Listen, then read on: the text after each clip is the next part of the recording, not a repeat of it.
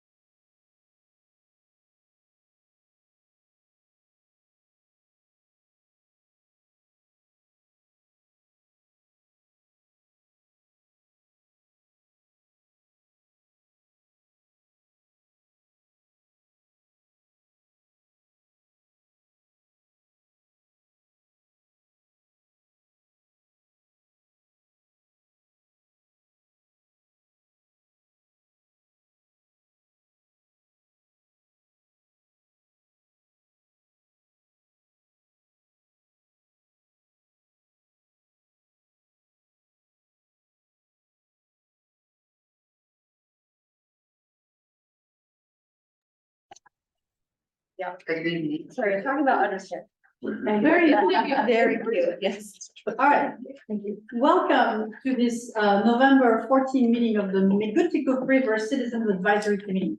I'm so glad to see you all. I just want you to know that you're one of my favorite groups to sit with and work with. One of? One of.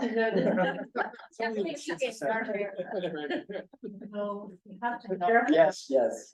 But no, I always love the energy, the thoughtfulness, and the time you all put into thinking about this big project. So I'm grateful, thankful, and happy to be here. Deb was my co-chair. It was always a pleasure, as always. So we have a packed agenda, but I was thinking we should start by kicking it off by your key takeaway. Those of you who came to the Nathan Fury presentation, if you wanted to share that with those less fortunate who couldn't make it. I thought it was incredible. He was so well spoken. Yeah, I really enjoyed that. And enthusiastic. Yeah. Yeah. Yeah, I don't think he said once. I was really Yeah. involved. It was, yeah, I mean, he was really on it. Yeah. I can tell he's fantastic. Yeah. You can tell. Yeah, he did a really wonderful job. And when he was answering questions, I think he was very patient, and that was a really important quality. Yeah. To not just jump back with something. He had a lot of good graphs, or I should say he had two really good ones that I really remembered. And I actually meant to go back and look at them again, and I didn't, but I will. But the graphs were really informative. Cool. Anything else that? I was the visual, I've seen him speak before. The visual that blew me away was where he had the transponders on the fish and showed the migration. Yeah, that was very cool. I'd never seen anything like that before, and it just, I don't know, it just put a lot of things together for me. So you know that there's a steel map and there's a shark map. I was gonna say. Yeah. Yes, so you can follow. Follow The those, shark yeah. marker is pretty impressive. I have the shark one on my phone. Yeah. My kids like to check it out. Super fan. Just a recall, how long have they been tracking BLYs and other fish like that along the coast? Like how many years have you been doing it? It's only a couple of years, right? No, I think what he was saying is that it takes a couple of years for the fish to do the trip, right? Right, yeah. Yeah, I don't know, maybe, I'm just guessing, maybe 5 years or so. It's gonna be valuable 10, 15 years down the road to see if they're still coming into the rivers Absolutely. along here. That's gonna Absolutely. be critical to know. Yeah, he's got a whole lab at UNH that studies this. Right. I'm just gonna add off that you reminded me that I went to one of my colleagues the next day and said, oh my God, it gave such a good picture of the entire system, like that we are part of a much bigger system. And that was the thing that really illustrated it to me. It was neat, yeah. That was the thing that I went to the, is it Kevin Hardy?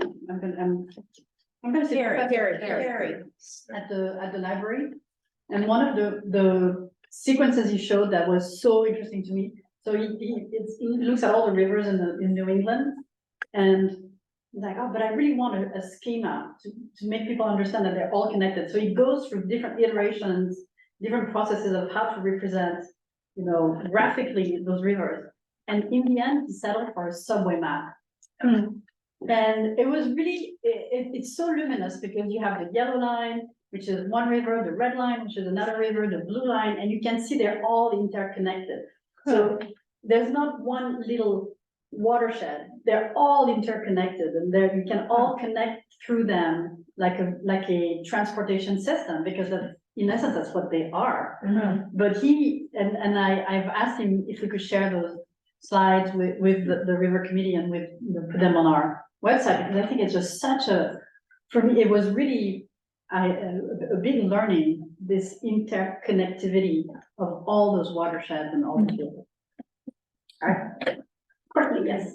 My main takeaway was that any fraction of restoration that we do is worth it. And that was a big point he was making, and that, it's getting harder and harder to be resilient, for our rivers to be resilient and healthy because of our climate changes. So every little tiny incremental change that we can make for the better is going to be useful for all of us. My takeaway was similar, and that it is that ALOSA is so critical to that table of all of those animals that are very recognizable and that we all consider a part of our ecosystem, and that anything we can do to inject ALOSA into the ecosystems, all of those critters are benefiting. So we have a lot of questions that are even on some of what we'll look at, it's like what animals are affected, asked and answered. It's a long, long list that you'd recognize first. What was that word you put in there? ALOSA, that's Okay. so that way, it's not ocean. That's true. I thought we learned something. So, yeah, go Harry. Go Harry. Yeah. All right, Things. Ray, did you have any takeaways? No, same things. turning it over to you. You're running this, right?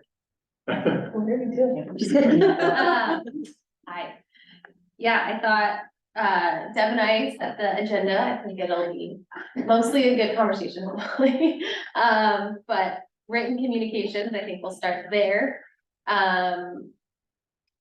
The round. We're gonna go over the minutes. Sorry, the top part, but you're the top part. I get into these parts. We do that. Okay, town manager update. Approval, yes, I'm sorry. This is very disorganized. I apologize.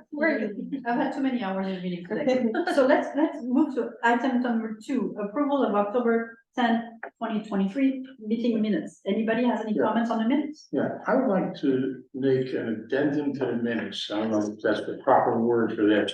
But since we spent quite a lot of time on that recommendation to the select board, and then it was basically rescinded or killed, I would like to have the email that Bina sent out notifying all of us added to the minutes. So that's clear if anybody looks at those minutes later on, that did not happen. Okay. Very good. Also, a copy of that letter was not in the minutes. Right. And, Yeah. and then I have one other correction on page 17. It says that there were 7 committee members. I was not here that said yes, so it says it's 8, it should be 7 committee members. Well, we have 9 committee members. I know, but I wasn't there. I know, so that's what I think. It said 8. Chris. I think that's why. Oh, So Chris okay. did that, yeah. All right. I didn't just understand that. just a he wasn't comment voting that member, so. there were Thank you. 7 Yeah. committee members, not 8. Good catch, wow, look at you. Well, I read through this. I had to Yeah. Is there a motion to approve the minutes with those changes? So moved. Second. All in favor? The motion carries. 1, 2, 3, 4, 5, 6. It's all nine here. All night. All 9. Yeah. 9-0. All right, town manager meeting. All right. Town manager update. Not yet. All right, so it's part of the grant also looks at the tributary of the river that comes off the Rawson Avenue impoundment roughly, and it sort of winds its way up into the Lupin Terrace subdivision, and that tributary and the stormwater collection system as it dumps out into there is causing a lot of erosion in that subdivision, and it's having a major impact on a lot of the property owners there. And so I had a meeting with them about this project or the grant funded parts of this project that could address that issue. And they're quite excited about that because it's been a huge issue for them for a long time. I think that it's important that this committee knows about it because the erosion issue up there has a direct water quality impact on the rest of the river. So it's one of those areas that's contributing to the sort of like chocolate brown river effect that we get every time there's like a major rainstorm. So just moving forward, I think it's just a good thing for everybody here to be aware of. And at some point, you know, I think that they're gonna get a little more involved in the project and just having an understanding of how their piece fits into the bigger whole and opportunities for when we move forward and have a project that's actually shovel ready and we're looking to get money for construction dollars, how that could help their issue that has like a direct impact on their property and also has a water quality impact on the entire river. So just wanted to bring that up because that was something I did last week that's relevant to this. Another thing that's coming up on November 20th, the Public Works and Wastewater Department, they're combined now.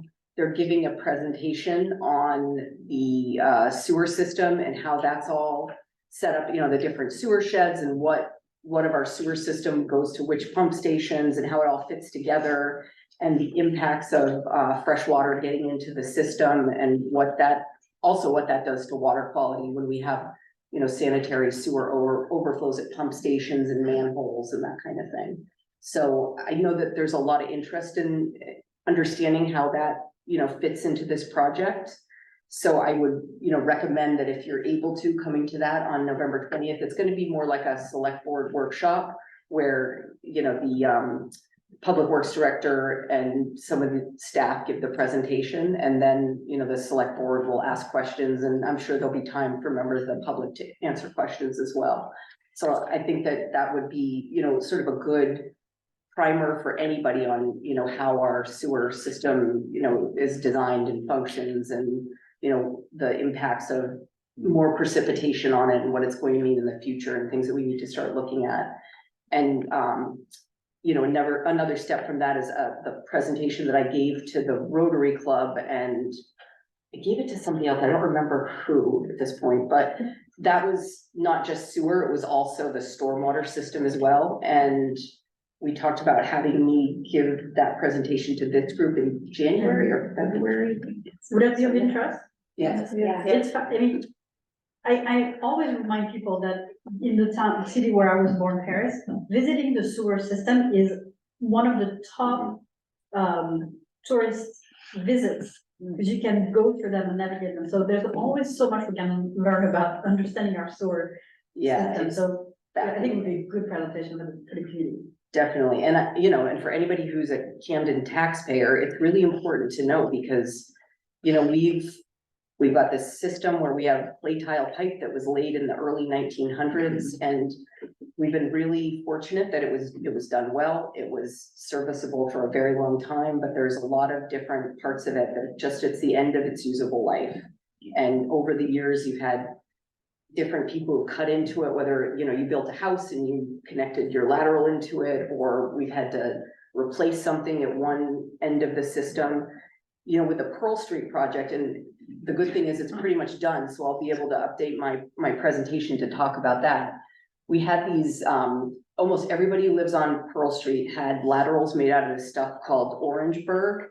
And it's almost like if we were to have just replaced the main and not addressed the laterals, we wouldn't have made inroads into I&I in that area because so much fresh water that gets dumped into our system that ends up, you know, sort of overflowing everything and causing sewage to get into the harbor. It's caused by private connections into the system. So that was, you know, that was a big learning curve for us all. And, you know, I'm glad that we got the support from the select board to address that as part of the entire project, because I think of anything else that we did there, that's kind of the thing that really is, it's going to make a difference in the future if we really want to do something to improve water quality and, you know, reduce instances where we're having sanitary sewer overflows. It's great. Yeah, I'll just add we work with some other communities and we found these lateral connections, direct links to water quality, major water quality issues in some case, and same Orangeburg, same stuff. So glad you guys are on top of that. That's great. A lot of communities don't know yet. Yeah. Right? Audra, excuse me, when we have this meeting with the wastewater and public works, or is it possible to have at least part of the meeting over at the wastewater plant, which is bordering right on the river? There's gonna have to be changes there, I'm sure, because of the river. It's already done. The change is there. All the So- changes are there? At the plant, Not the plant, no, I know the plant, I mean, with the rivers, along the river right there, where there's a possibility for a river walk going along there too. I think it'd be important for this committee to take a look at what are the possibilities there. not on the 20th, but we could certainly Yeah, no, not the middle organize a there. time to Right. do, Yeah. to do like a tour of the plant. The tour of time would be good, but I recommend doing that in more climate weather. Right, Because I did it in October, September was lovely, the weather was perfect. Yeah. But, January, right, no, not January, no, Yeah. let's have. We're gonna have an open house event Right. to celebrate the Celebrate. new plant in the springtime. Okay. But we can, we can do other things. Audra, is the 20th meeting gonna be live streamed? Yes, Yeah. yep, definitely. Is there a time? Is it during the select board meeting? I think it's 6:30. Do you remember, Sophie? I've got I'm it. gonna look on my calendar. I'll look I'll too. send info out, because we are, And we'll get into this, but we're probably not doing a speaker series November or December, 5 just o'clock. based on holidays, so this could be in lieu of a speaker series, try and go to this. Yep, 5 o'clock, so it's earlier. Rick, you had your. That was my question. What time? Anything else? That's all I have, but is there anything else that would be good for me to hear or anybody who has questions about before I take off? I've got family stuff. No? You are. Thank Great, thank you. You're pretty Hey, good. thank you, everyone. I'm sad. Take a snack. All right, thank you. Meeting will get real interesting about this. We're good for the next 45.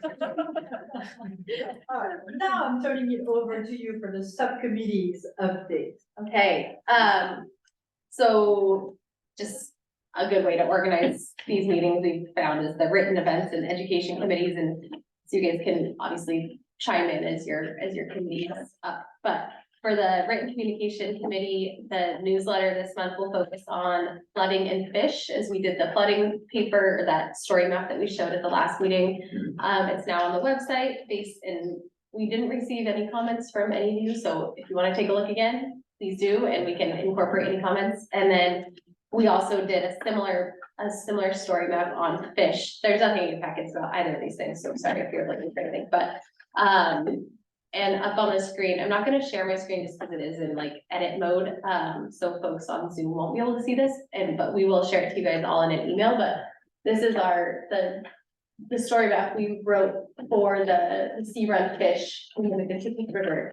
And Nathan Fury is actually reviewing it right now to help make sure that it's consistent with, his facts and findings, and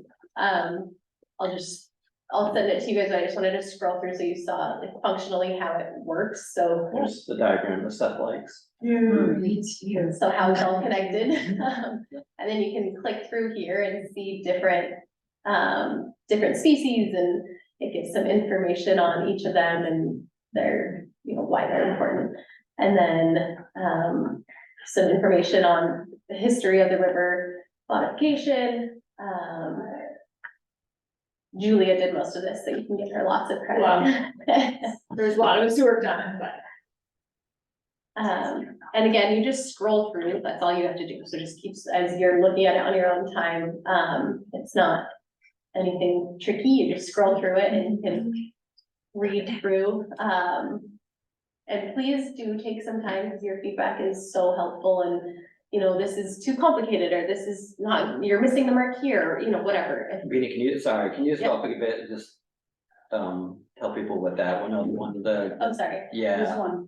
yeah. So this is from Interflu's report, and it says, Interflu provided a suggested path for alignment of the river. This schematic shows a more natural path of the river, which trails through the southern portion of Harbor Park. So this is just reminding, this is from that report, and it's showing what that proposed route is, what the impacts are on the Harbor Park. I think you've probably seen this and, I think, but it's helpful to, see it in this format to understand what that proposed alignment would actually look like.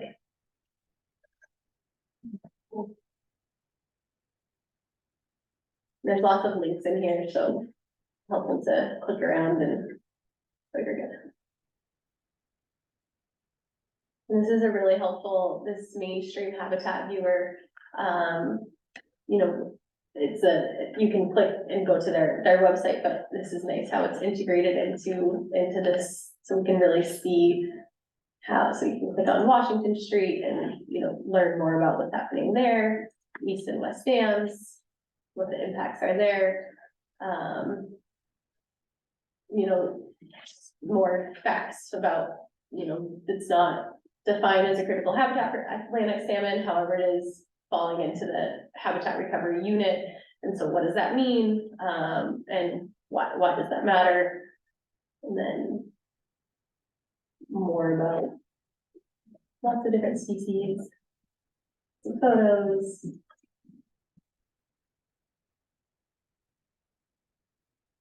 Videos.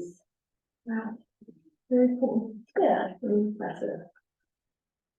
What restoration has looked like so far in New England and sort of what they've done, which I think is pretty helpful. And more references, so you can really get lost in all this if you want. So, yeah, we're believers I know that there's a lot. that this is much better than the report, a lot of people don't read the report, some people do, but a lot don't, so. This is kind of this was actually a white paper, a report, and we built it into a story map instead, so. More graphical. Yeah. So take a look, we'll email it out and, let us know your thoughts. Then we'll put it Is on. there like a print option where you can? You actually can have a print it report? as a PDF, yeah, Oh, great. yeah, I'm I know, sure some people.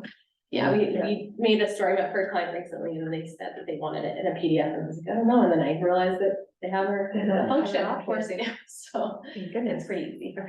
And what's the end game for both of those story maps? Is it to put on our site and have it as a resource there? Yeah, so in I think it was the September meeting, we talked about what the big priorities are that that we want to focus on, what we want to learn, what issues we want to put to bed and say, okay, we've learned enough about that next. Yeah. And fish and flooding were the two that you guys identified. Okay.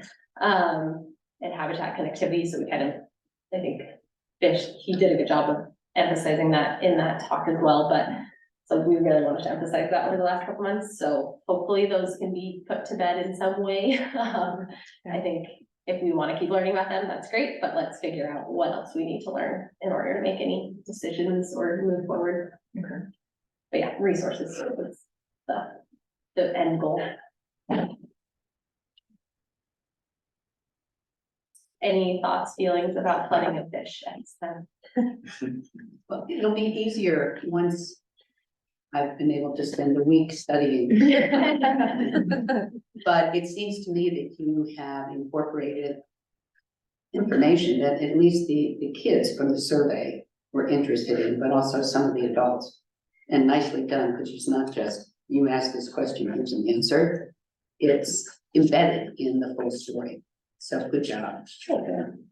I perused the flooding one pretty thoroughly before the last meeting.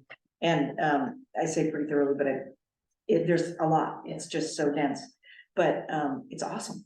I mean, they really are awesome. They're so neat. So much visual information along with the text. And I think that's the part that I have to, like, that makes me want to go slowly through them. Yeah. Yeah, thanks. It is a good tool to share with schools. Well, I was just sitting here just thinking, I mean, it's too bad, it shouldn't just sit on our website. They're beautiful documents, and I am just really wanting to have students interact with them. It would be high school. Yeah. But college too, I mean, yeah. So that is, yes, just, yeah. Yeah, let's think about ways to Yeah. get it out there. Yeah. And that I think goes nicely into the survey response update. Sorry, it didn't print double-sided. I don't know why, but hopefully you saw the survey summary. We have the UNH report too. I just we got a few more of the student surveys, so I wanted to incorporate those, and I'll send you the full report, it's really dense. There were a lot of comments, half of the people that responded to, so we got hundreds of comments, which was really helpful, but it's a lot to go through. And so this was really about what were all the comments, what were people saying, people would write, paragraphs of things that they wanted to know and ways to access information. So I don't know if any of you guys had a chance to read through some of this before, if you have any comments, thoughts, ideas, suggestions. I'm just sad there were only 329 respondents. But I think that alone may tell you something. Totally. So What does it tell you? It would tell me this, it would tell me that I think there's a small percentage of the population that are very passionate about the river system. One way or the other, and those are the one, and then there's a large percentage of the population that is indifferent. So not even curious. Sure. Not until it affects. Or doesn't feel like, Yeah. you know, it impacts where they live or how they go about their daily lives or. I guess I'm just nervous that it was different modalities of getting it out there, which is just so hard. Have we had that conversation in this gathering, just how to get information out to people? There's no central place, so I don't know if that was more as impactful. I don't know. Tina, are you gonna put answers to some of these questions in that overall format of Q&A? Yeah, yeah, we just have. So it'll be part of that cumulative. Yeah, I think that makes the most sense if you guys have other ideas, but. What if you put the survey on our next newsletter in December with answers to some of the questions? Yeah, I like that. That would be an easy way Yeah. to put it out there. Here are the results of the survey. Here's some answers and here are things that we're working on. Right. Thank you for your input. Yeah. Yes, sir. What are the approximate numbers, if not exact numbers, of student response? I think like 50. Sounds right, yeah, you said about 50 responses. Yeah, and then we just got more the last couple days, so maybe it's gone up to closer to 100, that would be good. Which age group were we talking about? The high school or middle I school? don't know if I could tell the difference, actually, sorry. But they were distributed to both? Yeah. And do you know how many got the survey? How many had access to it? How many students? Really hard to tell. Yeah. The watershed, once we sent it to the watershed school, we did see a big uptick. Okay. No, LP sent it out, and we sent it out to Camden Rockport schools as well, but, I think the watershed school was able to get more focused people to do it, more focused students. Well, the reason I'm asking is just, I received no response from the individual teachers I sent it to. Jen Curtis, the principal at the high school, said, sure thing, I authorize this, good luck, let me know if I can help. And then I directly reached out to the science teachers and it's crickets. Yeah. But I don't know if they just basically said, yeah, we're on it, and just didn't bother telling me or what, so. Yeah, Anyway. hard to tell. But you can't tell, there's not like a block in there where they identified where they're, okay. But I would bet not all those teachers did it based on the numbers. Well, it's So- parent teacher conferences next week, so we'll Yeah, get to. So can we keep doing it? I think the student survey we should keep at. Oh, because I then think that I information agree is with so that. That valuable is from the exactly what we can students. do. And Yeah. it's such a small number that have taken it. I don't know why we wouldn't. Get more information. Okay. Because their comments and questions were so great. Oh, yeah? Yes.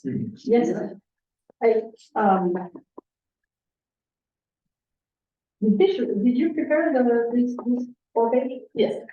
I mean, not me personally, Mindy and Julia, It's amazing. our team. But I mean, just visually, this, instead of giving me 4 pages of text. I mean, black and white, this is The other page, it's like a 20-page just. I'm dense. sure, but so this is a great communication document, and I can see, give people simple communication and visuals, bam, done, this is awesome. So I'm wondering, what can we do with this 4-pager?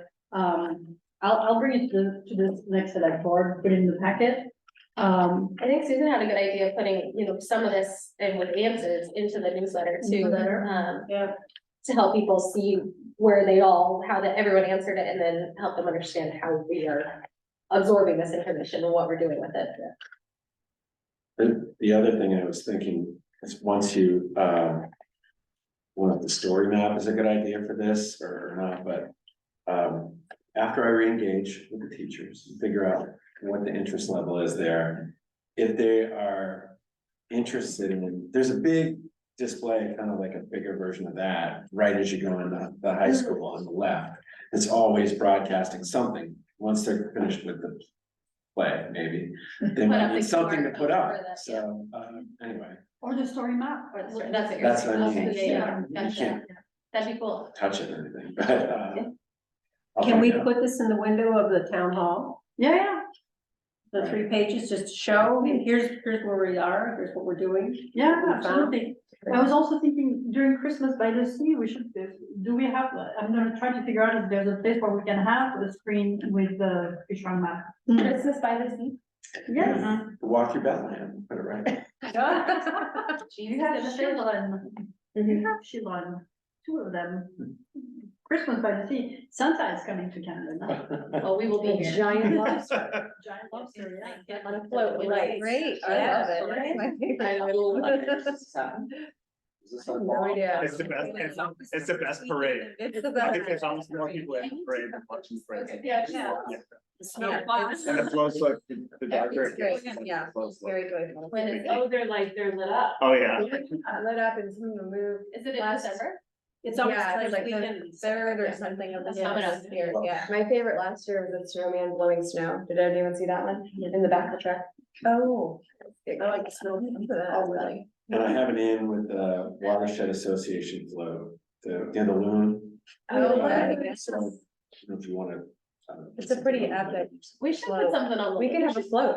We can have a. You guys can put it on the computer, yeah. Harper can be the. A giant herring. Yeah, let's think about our float for the next meeting. Seth is dressing up as a fish, right? Yes. Oh, gosh, I mean, happily, of course. Yeah, just put an alewife and dress the fish, I'll have fish on There you go. sticks. Someone could be Brought all fish. You know about Mr. and Mrs. Fish?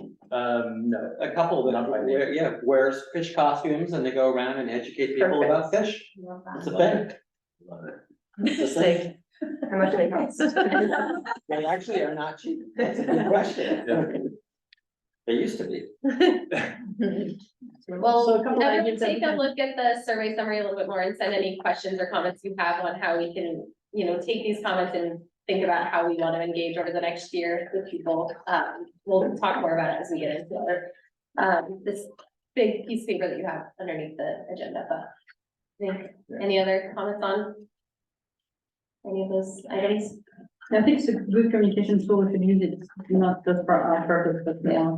What I was curious when I was reviewing it, briefly, was, there was always lists of questions. I was curious how many people asked each of those questions, like if there was a way to prioritize We or. have that, Oh, okay.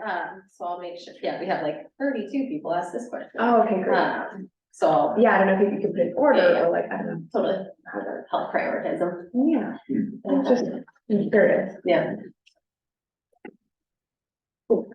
So Seth and I had a fun call, with DMR about the Community Fish Passage Project. What's the MR? Sorry, Department of Marine Resources.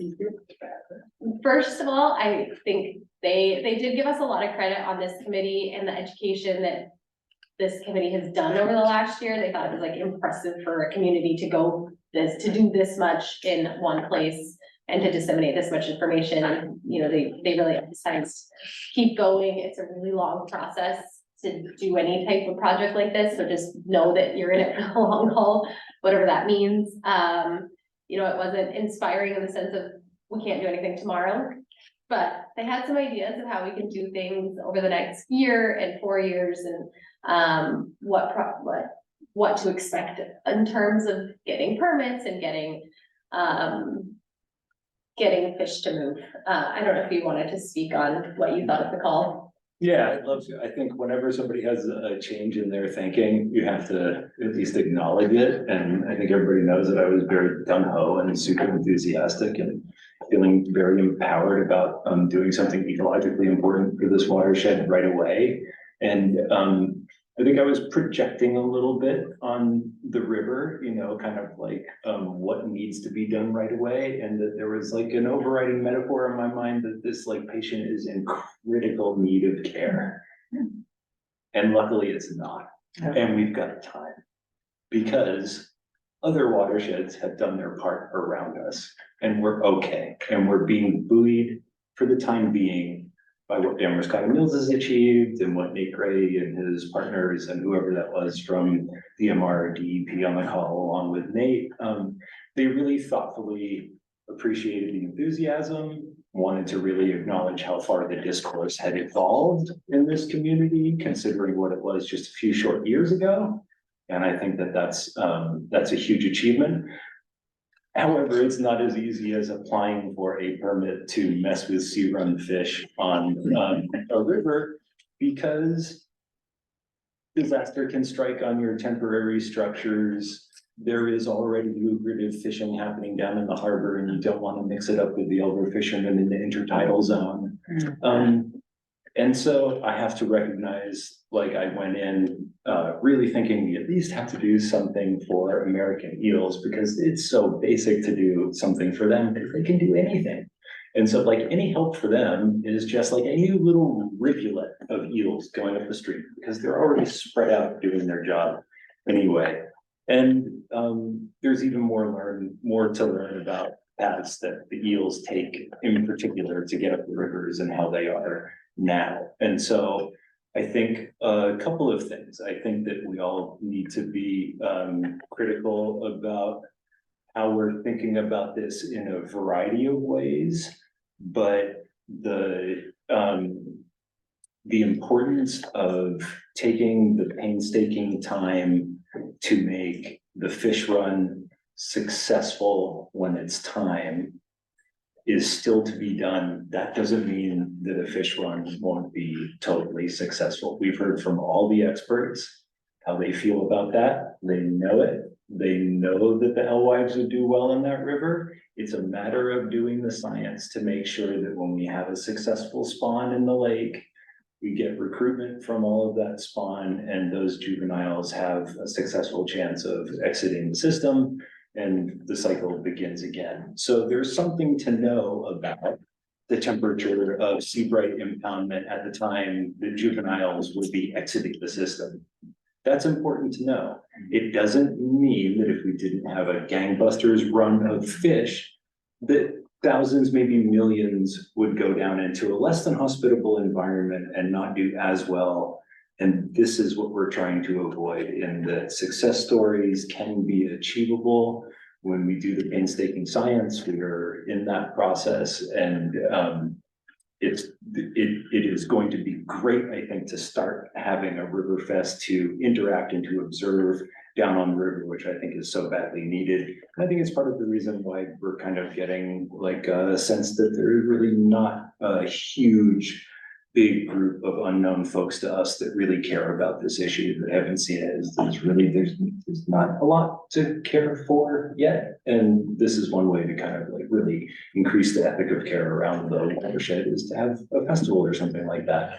So no volunteer-based messing with sea run fish out of order. It wasn't a complete no. It was that somebody would need to apply for this, and DMR would be like on their case all the time, and they would be working the river all the time, and they would be checking these things all the time, and like, sure, you can do it, but you know, what are you playing at when it takes so much to do the proper way? So yeah, it was more than fun, but that was a very good characterization. And Bina and Maggie really had insightful questions, because I was just kind of like on one line of thinking, and then just completely like, of course. Complex. This is, yeah, there's vast amounts more to know, but it's vast amounts more to know about like how important this is to work when it works well. And that was a good takeaway, I thought, as well. DMR really wants to support this watershed as much as possible in the long term. They think that there's so much potential to bring like the healthy ecosystem back to this watershed, and they want to be engaged, and they want to be involved, and they want to help as much as they can. So just because they don't think that this project is necessarily the best thing right now, they think that this project is the best thing right now. So I think that's a good reminder of we're in it for the long haul. And what does that look like and how can we continue to engage with them and what support can they provide us? And again, I think they were just so impressed with, how much you guys have done in the last year. So I would say that was a big kudos. And one thing that came out of it, and that we should really do like more citizen science, and that could be part of what we can talk about with SEA and how we can get more engaged with schools and how we can get more engaged with the community and Riverfest is like, what does that citizen science project look like? And how can we get people to touch, feel, engage with the river? How do you test water quality along the river? What does that look like? What are we testing for? Why does dissolved oxygen matter? Why does temperature matter? Like, what are we doing? And I think having that conversation on a really on the ground at the river lesson would be so fun and so important and as impactful, if not more so than the additional idea. So. Totally. So sad, I was all set with my handbags and everything. Renegade. But I wouldn't recommend. So the first steps then are citizens engagement and to really get them on the river and looking at it and, okay. And I think the first step is a year ago, starting these conversations. And the second step is everything you guys have done. Like, I think we're so many steps in. So I would say, don't look at it as like a new first step. Like we are 20 steps in, and you guys are doing incredible work and you just gotta keep going. And so what does it mean? And I think Nate Fury really drove this home too. And someone mentioned that, like, give the fish an inch and they'll take it. Give them a mile and take it, like, let's think of, we don't have to remove all the dams tomorrow. That's not what we're trying to do. We're trying to think of what makes this watershed healthy? What do we want to do? What makes sense? Let's think about that and let's be systematic and thoughtful of how we do that. And you're in it for the long haul. What I'm doing ways that the order matters. Oh, I was just, Tyler, was before. Just a quick clarification, DMR, what is their jurisdiction as far as the watershed goes? They, I guess, I don't know, jurisdiction, I guess they just. I don't know. That's Yeah. state, right? Issue permits. Yeah, they issue permit, like if you wanna, like if Interfluve does work along the river, we have to get permits, and one of the permits we would go is through DEP and DMR. And a few others, but I think they issue permits to help make sure that, the fish are healthy within the area. So their jurisdiction will go all the way up the watershed. Yeah. Like, you're potentially right, and I mean, obviously, they're marine based, but when there's a sea run fishery potentially Yeah. involved or even potentially involved, then they have some jurisdiction, then the DEP will defer to the main DMR. And both salt and freshwater, What's that? both salt and freshwater? Well, I think the sea run fish sounds like Right. what Right. drives it up Right. the freshwater Right. source. Yeah, if it was just a lake, then DMR would be involved, but since it is. Okay. But their jurisdiction may stop at Seabright Dam. But Or some, it could. all submerged land is still within the state jurisdiction. Remember, Audrey's talked about that a couple of times. So I think DMR is just they're the state agency that's involved with the sea run fish part of this, but that's submerged land. So freshwater and marine water are owned by the state. I thought there was also between high and low, it's more like but that's not. Yeah. Army Corps of Engineers. Depends. Yeah. That's good luck. No, it's fine. Oh, just a brief comment that I guess I was wondering what the main takeaway from DMR was, and it sounded to me like it was, they were reiterating that order matters. Is that it? Like that it kind of matters with in what order we do things, or was that not? I don't think so. Okay. Maybe I misunderstood that. Like there were a few things we needed to put in place before. No, they were So, wildly yeah. impressed with what Tina and Maggie told them about, how we had kind of the dams understood. Like, we know who owns them, we know kind of what the status is with all of the dams. That was shocking to them, Yeah, so. they were very shocked. That's great. So, Like, wow, you like, talk to you people? know, yeah, already talked to that one, the other two Matts. Yeah. Yep, no, yeah, I think they, well, I mean, it was fun and fascinating, but, they're really serious about sea run fish. And that was why it was so easy to not be heartbroken and to just change my mind. Is that their seriousness is just way more vast than my enthusiasm or what I can really understand. But what you're saying is that there's a few things that we need to like get into place before we can apply to any kind of grant with them or. Oh, no, they were Like, is there something- fully supportive of it. I think any type of grant, I mean, maybe because, so we But were you're talking saying, about like a community fish park, like they were Yeah. saying like, yeah, that's cute and fun, but like. No. I would focus on your big project more and we'll support you however we can. If you wanna remove dams, we're here to help. We think that the fish wanna move in this Okay. area and we wanna support you however. But think 4 years. Yeah, Yeah, they said it takes a while for fish to know when to move and how to move. and- so like the timing, that's what I'm getting at, like the timing of working with them is what matters. I feel like I'm not understanding something. Like, I thought you were saying it's important that we set up or we do some science first, we understand the complexities, and then we'll move on the fish migration. I think the citizen Or- science thing is mostly just to help gain Not momentum just within the science, community. but you were saying Yeah. we need more Water quality information, monitoring there's like. We're doing is that being currently, though. done to basically hand in so that they know, like they have a bunch of alewives to choose from, and when they want to kickstart a run, there could be a mix Yeah. of fish in there. But I mean, they're really serious, and to have most of the dams understood at least what it's going to take, and conversations still happening around some of the dams, they're just like, let us know. Okay, They're ready to help us when this committee and community are ready to make decisions. got it.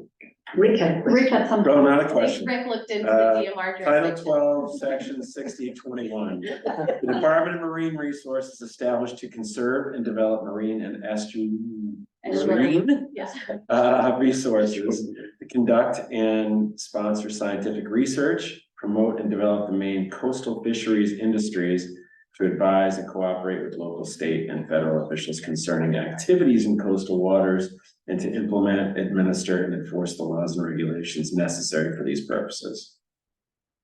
Thank you. Doesn't spell it out any. No, that's. Simply that, Finally, you show your usefulness. but- I hear a question like that, that's the kind of thing that makes me crazy. Thank you, Rick. for the- Lawyer in the house. Should we? So movie night, I think we have a date, March 8th.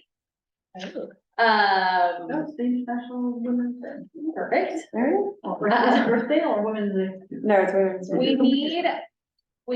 I haven't received any ideas on movies. I sent some pointed emails and no one's responded. I'm gonna- No, Put them in the bag. the three The bag. suggestions that we got, Yeah, you guys like those, okay? well, 2 of the 3, Yeah, and I mean, they maps over. A number of things we've talked about in terms of involving the community at what time and the Yeah. length of time it takes for projects like this. But the Bagaduce, I think is phenomenal, it's long, I know. but it has an amazing amount of information. It's really well done. And Do you think they're inspiration, well-rounded enough? The movies? well, the one that I'm not Big as Six. excited about, the ones about the sand. The Pacific Salmon, wasn't it? Yeah, but it's I too agree. narrow. Yeah, But the other one, I thought, well, it's on the west coast. Yeah. And it's a bigger system. On the other hand, I thought it had lots of, particularly in terms of habitat restoration, more than any of the others. Mhm. Really inspired and detailed information about how you go about this, how long it takes, and the care with which you decide what you plant. And even stuck in a little something about having the Yankee basics too. Mhm. So it's not all about putting stuff in. I thought they were both useful in terms of information and also Right. inspiration that I came away from both of them going, yeah, let's do it. What are the 2 movies? One of them is the Bagaduce, and the other one, Heritage Trust. and the other one is the, it's not the Klamath River, what's the name of the river? It's on, West Coast, Oregon, Klamath. Washington. Figure into Columbia. Yeah, but it was, anyways, it's also the name of the Iowa or something like that, it's the tribe. I'll that's in email them again to the Elwha? whole committee. Elwha, Oh, yeah, close. I'll email to the whole committee, and if you guys have other ideas, please, Ray especially, I just wanna make sure that we're well-rounded in the videos that we But share. the question I had is, what do we want as a result of this? Yeah, You know, I was thinking the same thing, and to Tyler's point about the survey, like, how do we, have a movie night that's attractive to some of those other people to bring them in, and it might be a little different than this, I don't know what it is, but. But is that, what are we trying to do with the movies, other than, please ourselves? Yeah, that's. Are we trying to, educate, are we trying to inspire, are we trying to do both, are we trying to do casting a wider net? Yeah, I think the Have original idea was it was just a different format, a different way to engage, more family friendly, yes, Sunday afternoon or whatever, Sunday afternoon, and at a time that people could join, and that people didn't feel like they had to speak, they could just listen and hang out and, Yeah, but if that was your goal, you wouldn't have to pick river movies. I mean, there are a lot of family friendly. So, and I'm trying to get it, is there in mind a way in which movie night feeds into what we're trying to do? Yes. Does it help? So the idea also is to have a panel. Where a panel with Fury, with a couple, few experts, where people could watch the movie and then ask questions. How does this part of the river restoration link with the project that's happening here in the Megunticook River? And I think engaging people around the movie, we might have better audience than answering the surveys. Movie night, March, but it's a way to engage them and create a public forum for them to ask questions. And, they have really good questions, and it would be nice to have 2 or 3 expert panel in between the movies or at the end of the 2 movies, whichever format we want to create, where the audience can ask questions. To me, that's the key of movie night. Well, that's a not helpful just to addition. show- Yeah, it's not just the Yeah. movies. It's not just movies, so we're to engage in a public discussion with people in Camden and Rockport. Everybody's going to be welcome to do this, so. And has anybody else watched all 3 of them? I'll send them out to the whole committee, I think I always sent them to you, Ray, and. Well, you didn't No, I say did that. not watch Somebody else Yeah, I did. did. Another team member, Maybe Magdalene sent you. How long is the Bagadush movie again? 40 40 minutes. 40 Over 40 30, minutes, yeah. Right. Worth We it. could always show parts of movies too, like in damnation, there's a whole section on the Kennebec, that's very interesting to do that part. I think it would help just to learn about other towns or other rivers that have been involved with restoration and what the lessons were. And so that's, I guess, one clarifying thing that we can get into. So we were also gonna do a roundtable that's different than the movie night roundtable, but in February, we haven't nailed down a date yet, but that's with people from Farmington, Exeter. Oh, yeah. There's 4 communities that wanna come up, or I think one idea we had was some of them would probably be virtual, because it was pretty far for them to come. But we could all get together somewhere and have them on the screen and ask them questions and, talk about lessons learned. And they can share what they voted on, what their communities voted on, how that vote went, what it took to get to the vote, what happened since the vote, all those questions that we can ask. When's that happening? In February, I need to nail that, I think. That's proposed, so this is, Yeah. we'll get into this, but this is all That month's proposed, work and available to sessions. be changed. Yeah. Okay. Wasn't there also a video on the Sheepscot project? There's also one on Kabakasi. Yeah. Yeah, Oh, that There's is, a I'm good just one trying to on think Kabakasi. I haven't seen that. something that people could relate to because it's It's near. Yeah. nearby. And, for the February thing, Yeah.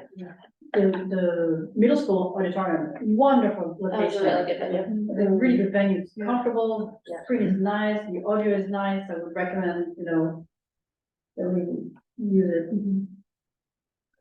Again, Well, I guess we'll think about movie night and the purpose again. I mean, I would think, It was brought up. at by least you from all. my interpretation, that it would be to mostly be sort of inspiring to people. I mean, if the survey is suggesting that a lot of people kind of just don't care one way or another, it might be nice to have something that initiates some sense of caring beyond what we have so far. So that would be Yeah. ideal for me, at least, from my perspective. is to have The more way you people- advertise it. Yeah, have more people actually learn a little bit about something to care about, so. Yeah, I thought, I mean, it's poignant for me, but when Nathan Fury said that we've forgotten what it's like to have rivers boiling with life, it's like, Right. no, I have not forgotten. I never forget, that's where I go when anything uncomfortable is happening. It's always there. And it's happening in our region too. It's just that we don't live in our everyday lives in our community. And so I agree, this is one way to inspire that, this could be part of our everyday lives. Right. Well, I think and I think you understood his interpretation, but I thought, what I gathered from what he was saying was that a lot of us in our lives don't actually have a memory of, we're seeing, our benchmark number is still so much lower than what the historic number was. So to be sort of mentally engaged in the idea of restoring to something that you've never actually encountered in your life is hard to feel connected to in some way, which is sort of what I gathered from him, that point. Which I think is something I would agree with, and maybe if you can inspire people to be a little bit more visionary in that way, that could be kind of cool, so. I think grew that's up very on a good. river teeming with fish. Right, Yeah, it's special. Yeah, I mean, I think a big value of the video series is you see it in a lot of the questions about what does restoration mean? What does it look like?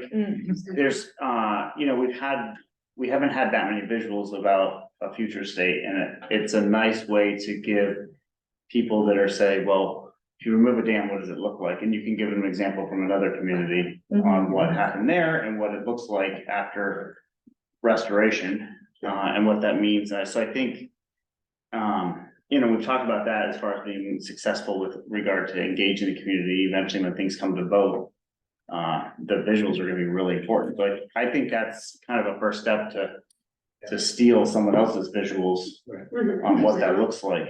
Ray, and then Forrest? What I would say though is I don't think a movie about Pacific salmon would have any relevance to us here. And I mean, it'd be very interesting to see, but I might feel a little don't Keeping it people local. think that's what we're gonna see in this river. Right, but we decided against the Pacific salmon, right? Yeah, right. That's recommendation was to narrow. The other one is on the west coast. Yeah. People might have, But but the restoration effort Right. as part of that, and something that, who was you, Ellen, just said, there's a resident note in, the West Coast story, toward the end.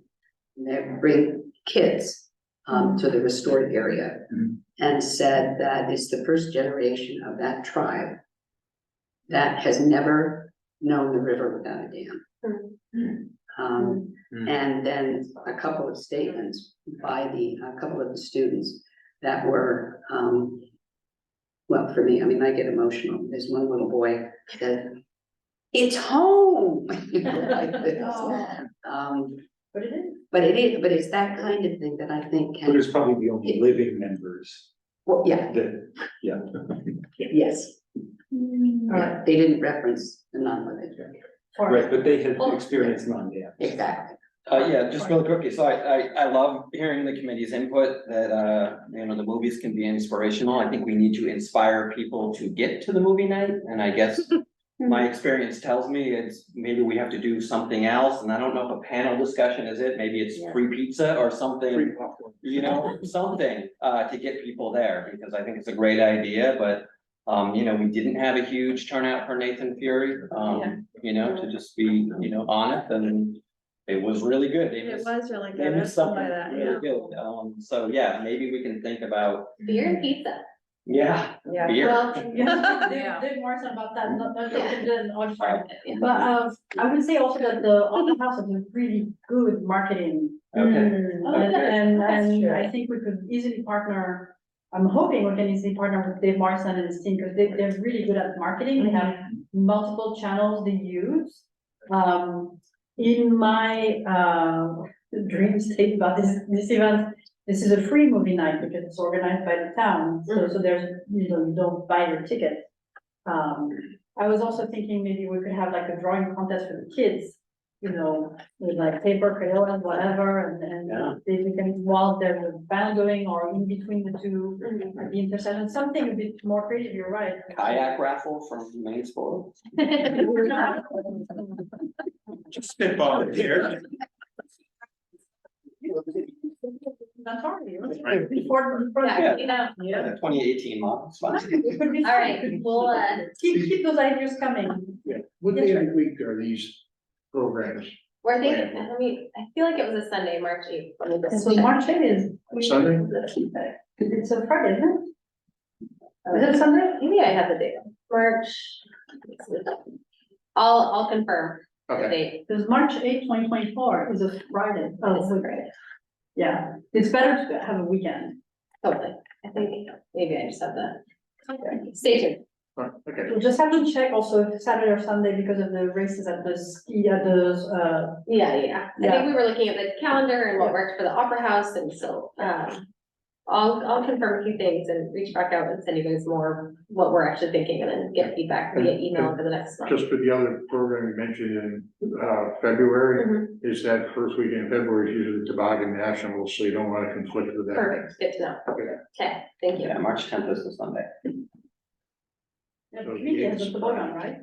Yeah, we should get a toboggan, Mercat toboggan. Mercat toboggan. Yes, Should be please. fun. Dressed as fish. Yeah. Sure. Okay, we're gonna move on just in terms of time, but, Elfie, you're gonna. We're gonna pass over to Elfie. Okay, so we met, the education committee, which was, would have been Deb, she was sick. But so it was Susan and me, met with SEA, but I'm also on the SEA board, so I was doing both. And because, I said to, people in an email, I felt like it was really for the good of my soul, because, there's so much overlap, and I'm constantly trying to convey that to both groups.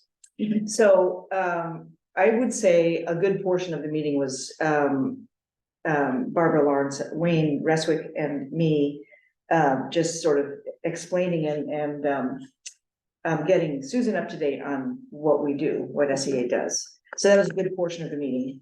You can and- bring the folder and I can pass it around that he. Oh, sure, I didn't bring a folder, okay, Yeah, so people can take a look at what. okay, yeah. it is and. So. There is a lot of mutual benefit possibilities. There's a lot of overlap when we get to the education committee stuff. So one of the things, I think there's just more to talk about there. Well, I would- think the citizens education is perfect. for Yeah. the Classes, For the what? a lot of the classes, a lot of, in other words, science teachers or a lot of groups that doing citizens education would be great, you know, water temperature. Yeah. Or. Citizen science, yeah. Yeah, citizen science. Yeah, sorry. Yes, absolutely. So there's so much potential there. I mean, it's just incredible how much potential there is. The hard thing is that, getting into the classrooms and getting teachers, time. So that's an aside. Because SEA has been making inroads to that for, whatever it's been, 3 or 4 years that we've been, I guess we're 4 years old now. But one thing that I went to the 5th grade, after we had spoken, I went to the 5th grade and said that, we would love to be, MRCAC and SEA could be very easily an authentic audience for research they're doing currently, which is on the Wabanaki. And they're trying to do, a lot that's sort of local, I think, local interactions of Wabanaki with our local area. So just having, our group and the SA group provide some kind of, venue and audience for kids to share their work would be a function that we could serve, that would do that double thing of also informing the, local population. So that's a place where we can definitely work together. Oh, so BD Parker, I don't know how many people know BD Parker, has, wrote a long time ago, I'm gonna say 20 years ago, 25 years ago? 80. 84 years ago. No, 1984. Oh, gosh, no. Okay, so she wrote years ago. I know. She wrote a beautiful book of local, all local, ecology, right? Yeah. So one of the thoughts that, SEA board is having is that book could be at a moment now where it needs to be added to. And that would be a great project for some school group. And it would also, again, overlap with what we're looking at in terms of like invasive plants and things like that. So that was an idea to take to the schools. The other thing I wanted to say is, oh, well, there was an idea that that maybe SEA and MRCAC could present at a professional development day with the teachers. Like, I could go into the central office and say, could we have an hour in a room where we could explain what it is we're doing and maybe get more teachers to understand what it is, where we're coming from and what it is we're doing. So I think that would be a great idea. I think that the next one is in December, which is really like soon, so it might have to, maybe, okay, Yeah. maybe. And then the other piece was, it's now slipping my mind, it's not on my list. Oh, shoot. The other thing, hang on.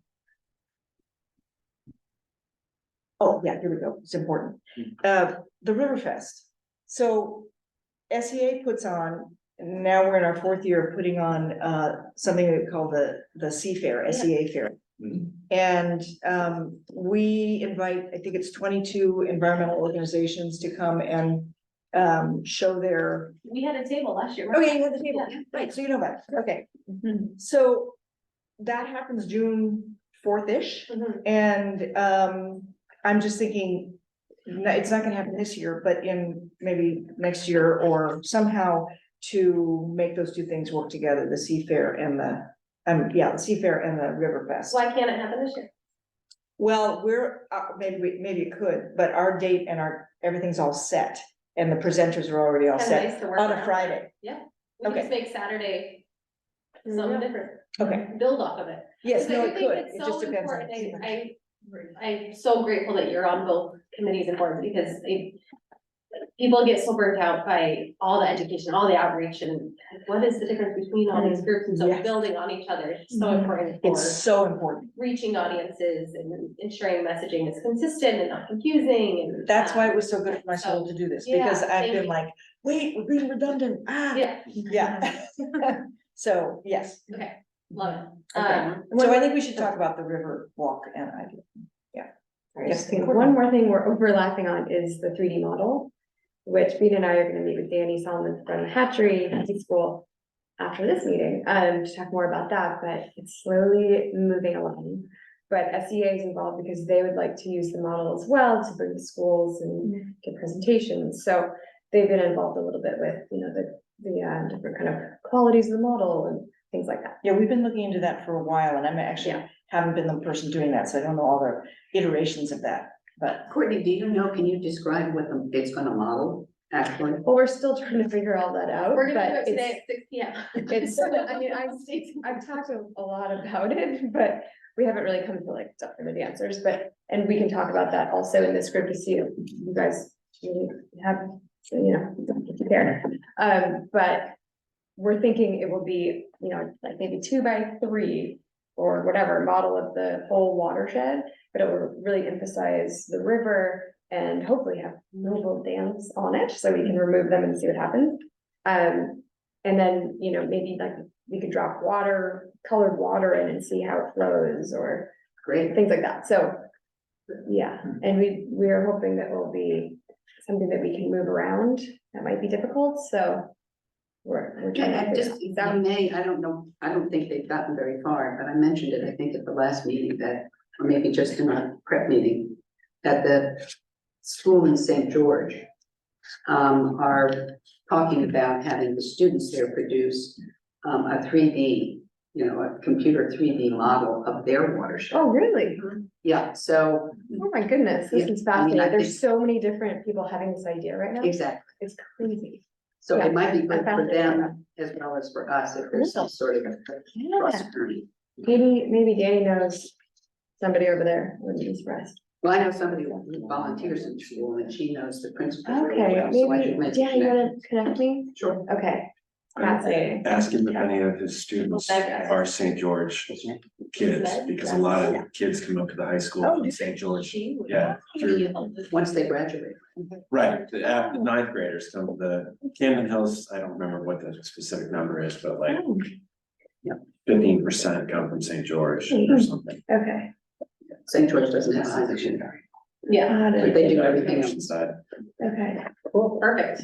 Right. Yeah, I think finding those overlaps and being, again, not redundant, but just helping each other so that Yeah. they're more efficient, effective is always. And I forgot to mention another thing that SEA is doing, has done this summer, that a lot of people who live here might be aware of, but you all may not be, which is that, we had a marine tank, down in the harbor.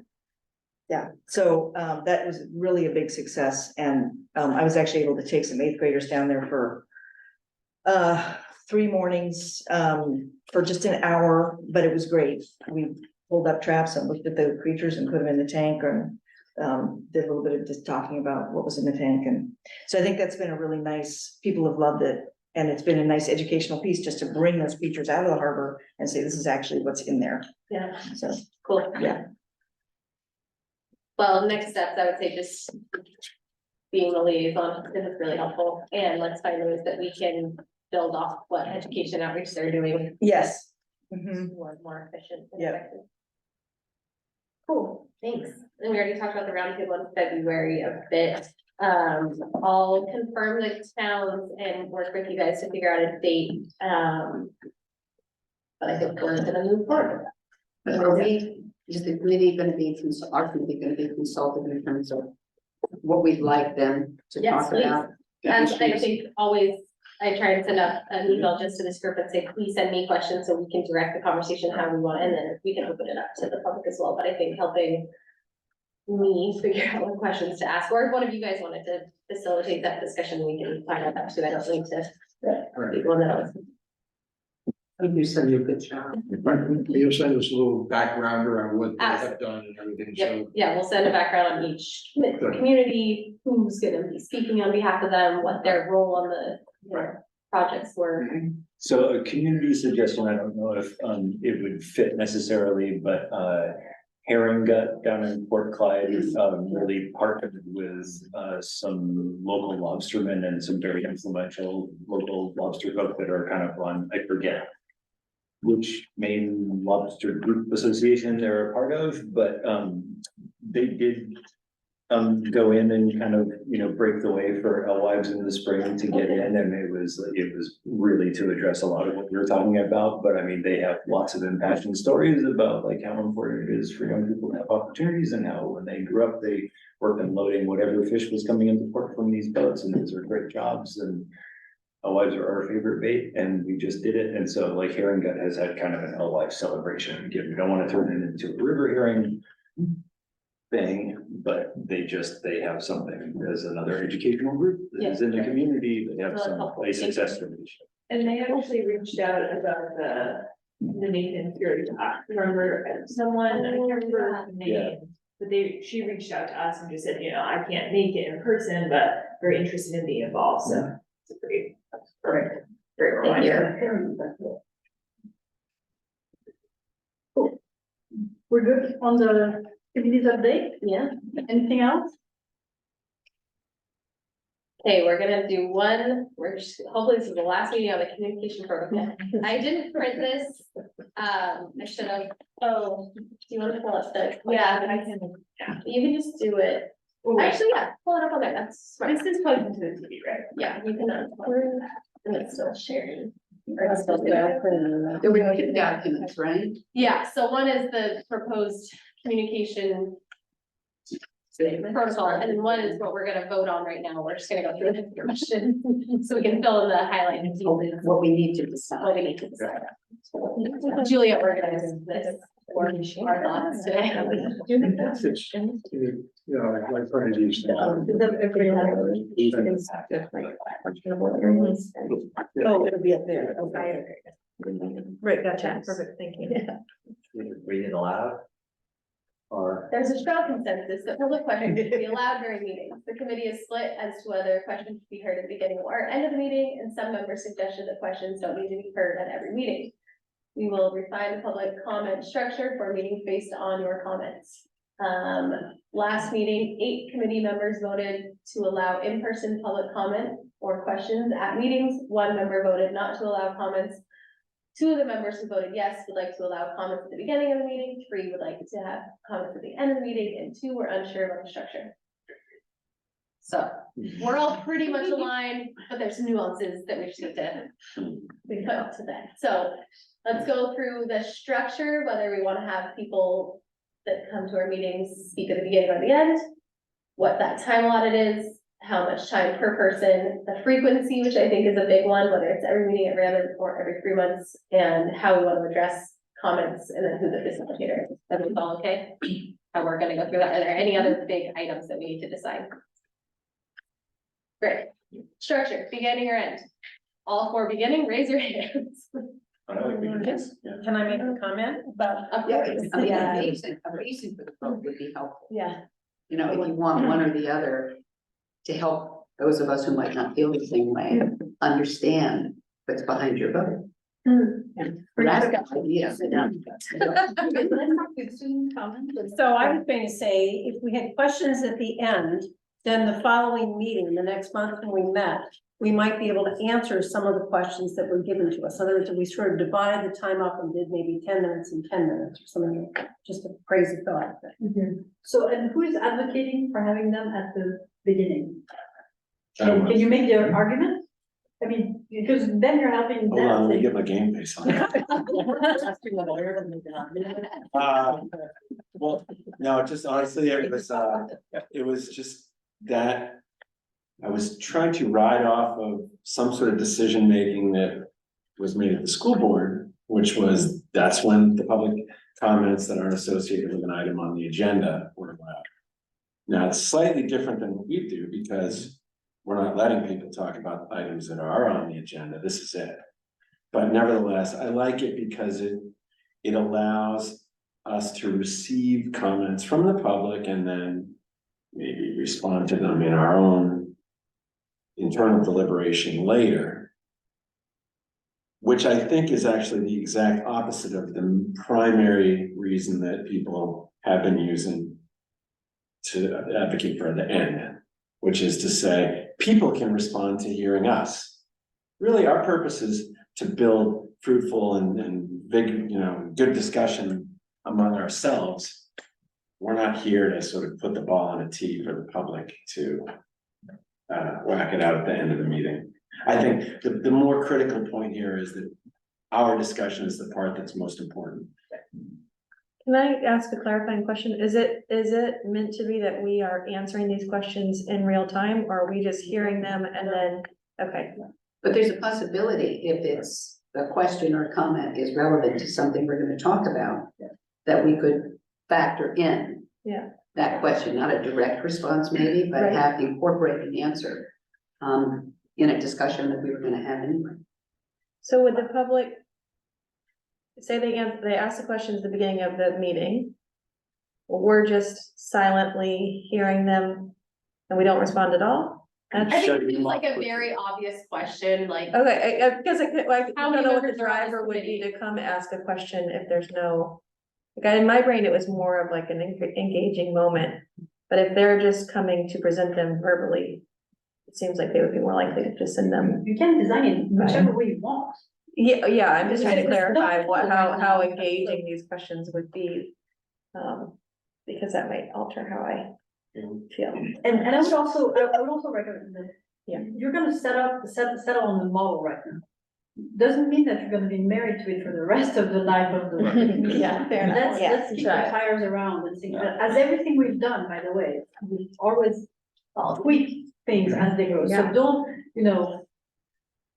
Perfect, you wanna. I just had one thought is, a lot of people work during the day and they might not be able to get here at 4 o'clock. But maybe 6 o'clock is bad too, because it's dinner time-ish. I don't know, like, that's just something we need to consider. There are lots of that's- ways they can still ask questions. I would say We we don't get have a to lot of. True, but evidence. if Right. we wanna seem like we're, you know, a bit more available, the most available we can be. Well, it's giving them one more Something to think about. opportunity. Yeah. It's an additive, it's not a Yeah. substitute. It's, here's one more way, if you're available, you can come and ask a question. Right, yeah, I just wanna make that easier, like, more. I'm just thinking logistically for a person coming to ask a question. They may not wanna sit through our whole 2-hour meeting to ask the question, or come in the middle of it and ask the question. Like, just for hosting the public to ask a question, maybe we have it at the beginning so they can come ask the question. Yeah, I agree, it would probably be perceived as less disruptive to come Yeah. at the beginning, Yeah. than rather than, even if you say it's less than minutes to come into a meeting that's already in action, 10 minutes before, it might feel a little uncomfortable. Right. I just want, I would prefer it at the close of the meeting, rather than it be 10 or 15 minutes before we usually end. I just think that someone coming to the meeting may hear something that we're talking about and generate a question for them. And instead of having to wait a month to come back and ask that question, I just can't send it in, yes. I just think it'd be more proper to have them at the end of the meeting. And I think the other thing is that somebody asks a question at the beginning of the meeting. We're gonna be, if it's a very poignant question, we probably don't want to devote time from the meeting to answer that question during the meeting. And I think we have a long agenda at all of our meetings, and to take that time away from what we usually do to answer questions from the audience, if you will. Okay.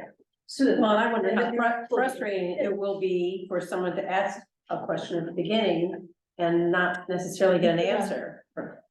You know, All right, so we have 1, 2, 3, 4, 5, so maybe, I mean, we can spend the rest of the time. But you're good at solving those issues, so why don't we submit to vote, and again, let's settle on something, give it a try, see how it works, and tweak it if it doesn't work out. You can always change your mind, buyer's remorse. So. The other thing is, if it's at the end, it's just occurred to me that, and some people might pop in anyway. I'm trying to think of, if someone's gonna ask a question and then leave. There could be this going on, but if the questions are at the end of the meeting, it could be clear that you need to come at the beginning of the meeting, and then you'll be able to ask a question at the end, rather than having people show up at, what, 5:45. Why not? That's. It's like 2 hours. Yeah. Wow, there's a lot of them. Yeah. All right, so, and then we, okay, let's do this again. And then we're done with the discussion. Let's move. Okay, so, beginning of the meeting. 1, 2, 3. End of the meeting. 1, 2, 3, 4, 5. And everybody, no, somebody. I didn't vote. You didn't vote. I'm indifferent. I'm a little indifferent. All right, so, And end now of the it'll be at the meeting, end. it is. Right. Perfect. Time 8 total. minutes in the beginning, 8 minutes in the end. I had 10, 15, and I just decided 15, is that okay? Well, Well, I think it just Except depends peanut on butter, how side often effects. we do it. It's okay, What were you saying? we'll address that when it I was saying, comes up. Evenly fresh. you brought up the time, like how long it should be, and I think that maybe depends on how often we do this. So if it's every time, maybe it's 10 minutes, but if it's every like 3 months, 15, you know. Okay, so let's go to frequency. No, let's do 15, again. 10 minutes, Oh, I did No, 15 based but on we your have to comments. figure out the That's so funny. frequency first and then, don't doesn't matter. I was kind of joking, but kind of serious, Why doesn't that that matter? you can't divide 15 minutes up by 2 minutes.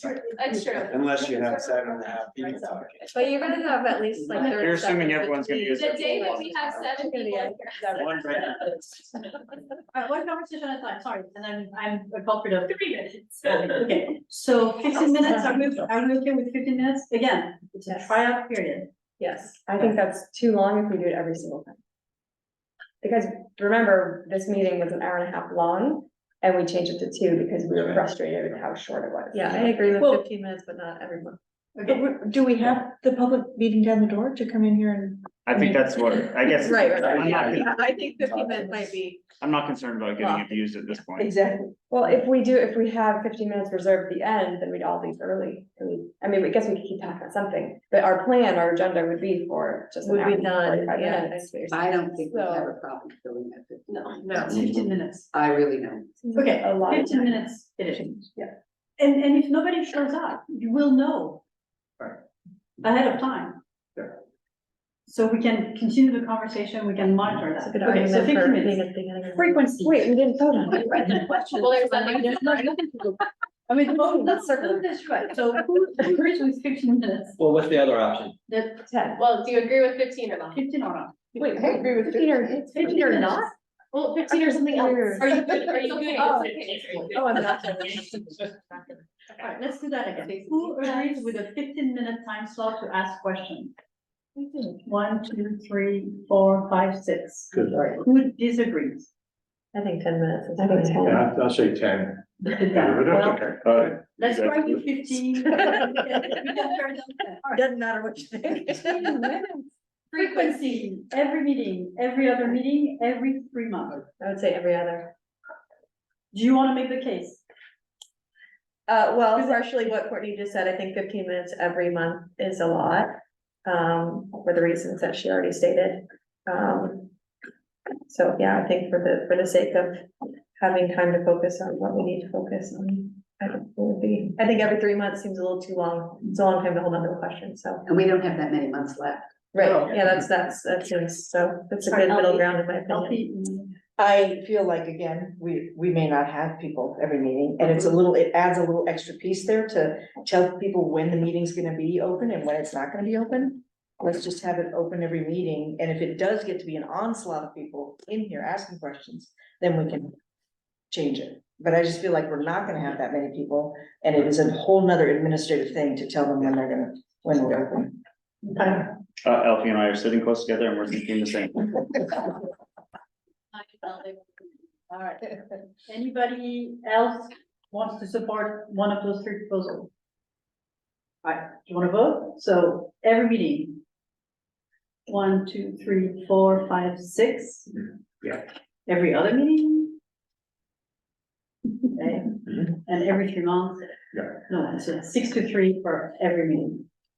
This one, I don't really know how we would police. I'm sure many of you have attended the next one, addressing comments. So allow public to speak freely for a allotted time of 2 minutes, whether they ask a question, make a comment, or share a concern, versus only allow questions and cut off comments before the allotted time is up. So I would say question only. question only. Yeah, question only in 2 minutes, and yeah, you're done. If it's question only, questions are really short. Like, we're gonna have, even if we have 15 people, we're not gonna fill up 15 minutes, so like, So I don't. I'm just shocked at 15 minutes, to me, that's. But could so long somebody for ask more people than one asking question? Questions. Could somebody ask? We have a Yeah. rule at the select board that Yeah. public comments and questions, So it's comments. non-agenda items are no longer than 3 minutes. They always have a question and they're never shorter than. I'm gonna 3 say a minutes. lot of people like to provide their context. Yeah, they provide the context, last time you talked about XYZ and I feel we didn't address that, blah, blah. So it's never, Okay. are the Testify. six red? No. This is all giving me odds. I know, sorry if you talked about this for 3 meetings now. Trying to put it. If you're keeping to only asking it for a question, you're basically saying it's not gonna happen. No, I mean, I think it's fine to have questions, but think about also the people, a few weeks ago, we had a young woman who came and she didn't want to ask a question. She just wanted to say, hey, I have this expertise. I would love to work with you guys. So it's not a question, it's just an offer, it's a voluntary. So if we all restrain it, if you restrain it to questions, then how, Yeah. we want people, so here's the thing. She could have said, I have these expertise, are you interested in? One piece of context, just this particular bullet point, we added this in here only because this was like a big part of the discussion last time. And we added in this sentence, this is sort of the draft statement, you can see these are the things that are highlighted that need to be decided. And so it was really just like, does this need to be called out in this public statement? You could just say nothing, you could just say, we open up the meeting you know, that's really the point is like, do you wanna make a specific statement about just having people ask questions? Do you wanna say anything about people, you know, it's really, how much detail do you wanna put in there in your statement? So, and I also think just, we all commented on the fact that we had only 329 responses to the survey. I think the more we put rules around how the public can interact with the committee, the harder it is for them. When we have 20 people in a room who all want to ask a question, it's a problem we need to address. Right. So my suggestion is to start by opening up and saying, okay, you can ask a question, you can make a comment, you're be strict on the time limit, you know? And if we're mugged, excellent, that would be the best outcome. That we don't have enough time to address the questions and the comments of the public who wants to come here. But I think it's really hard to put rules that could be deterrents to having more community engagement. Because that's what we're trying to solve for, right? We're trying to have more people come and ask us directly. Right. I'm interested in the flood, in the fish, in, you know, whatever it is they're interested in. So, and so we have to, I think we should be welcoming at the beginning, and if in fact we're overtaken by, you know, by our community, then we can reassess and tweak. That would be my recommendation. No, and I think that's really important. The town, to some extent, has an idea about how receptive we are, as it is, or non-receptive. So I think anything we can do to increase their understanding of how open we are is helpful. That also counts to about 3 hours of interaction with the community over a year, if we have a year. Did I do the math right? So addressing comments, do we wanna vote on that? Or So do you want only questions? is this language okay? The MRPAC also welcomes community members to attend our monthly meetings and ask questions or share comments in person. Should we just say to ask questions in person? And then obviously people will probably do what they wanna do. No, I thought Sophie just Okay, encouraged us to expand that. I know, so that's what I'm asking. So, yeah, like you I have think two the next bullet sentence points is there. actually, Questions, comments, and concerns from public will be heard by the committee for a total of 15 minutes. Okay, yeah, questions, comments, and concerns. So the question you're asking is back on the previous screen, do you prefer the first bullet point or the second? And I guess the question to the committee is, do you even want to vote on that, or are you just strike it? Yeah, Well, we have to make a choice, I think, don't we? yeah. So there's your question. All right, I guess I've become amenable to the comment idea. I'm scared, but yeah. Well, worst case scenario is we do it for one meeting and then we. Exactly. Yeah.